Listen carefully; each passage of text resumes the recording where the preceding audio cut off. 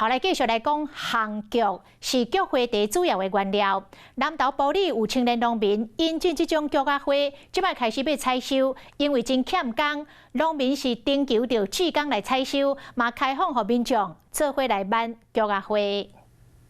去年开始，大埔里地区差不多种2分外地有机菊花，因为采收的过程需要大量的人工，所以讲农民开放亲自来体验，顺法解决找无工人的问题。是现场的，只有看过之后，外面看过那种直接人家包装好的那一种的，没有体验，就没有来采过这样子啦。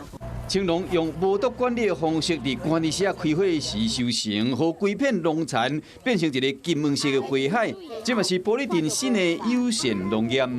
无农药、无化学肥料、无除草剂，然后在田里面的生物。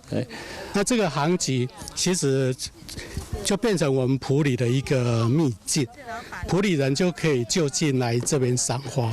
那是寒天一个赏花景点，嘛提供亲子接近土地机会。Hello， 我是郑慧良，想要抢先掌握最及时的新闻资讯吗？赶快订阅、按赞、开启小铃铛，锁定华视新闻的 YouTube 频道。